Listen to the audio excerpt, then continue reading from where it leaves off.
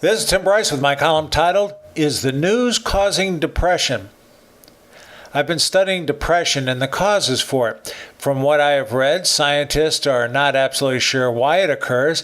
It can be for a variety of reasons, but it appears cases of it are rising in the United States. I'm told it affects 1 in 10 Americans, more than 16 million adults.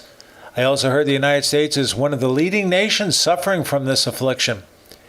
People suffering from depression exhibit a variety of symptoms such as sadness and low mood, a sense of hopelessness, irritability, persistent doubting, and intolerance. In my circle of friends, most see the country spinning out of control, not just politically, but morally, both in the corporate world and personal lives. I see little optimism and cannot remember seeing someone in business knocking them dead. It seems most people are just trying to hang on. Stock markets seem to be stalling, as does our GDP, and we no longer seem to command respect from our overseas partners.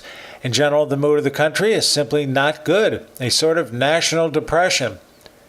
I've read a few studies suggesting part of the problem is our fixation on news. I believe we consume too much of it. Traditional newspapers and news magazines may have diminished, but we now live in an era of 24/7 news reporting, which we either watch on television or over the internet. As for me, I'm a news junkie, as I want to stay abreast of the latest political and corporate news, as well as the avant-garde. I receive news alerts during the day, view online news sources, and at night I watch cable news. It is even common for me to fall asleep with the news channel on all night. If I wake up and hear something newsworthy, it is not unusual for me to jump on my computer and write up some notes for an essay. My circle of friends may not be as consumed by the news as I am, but they definitely follow it throughout the day. I also find people over 40 tend to be more interested in the news than the millennials. Nonetheless, I suspect news reporting does indeed have an impact on us. Aside from tragic news which shocks our emotions, the obsession we possess in terms of political news has perhaps a more deep-seated effect on us. The news we hear is unsettling to our sensibilities. We're easily disturbed when our sense of right and wrong is tested, be it through an act of our government officials, corruption, or some other indiscretion.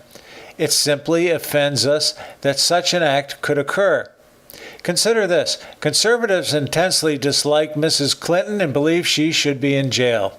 Likewise, liberals feel the same about Mr. Trump. If we focus on these issues too long, it begins to consume our psyche and allows depression to set in. News also inhibits our thinking, which requires concentration. To do so, we need time during the day when we are not disturbed to focus on our work. However, the news is specifically designed to interrupt our day. To illustrate, it is not uncommon for me during the workday to receive a pop-up message on some news item. However, over the years, I've trained myself to quickly deal with the message, either delete or save it, before returning to my work.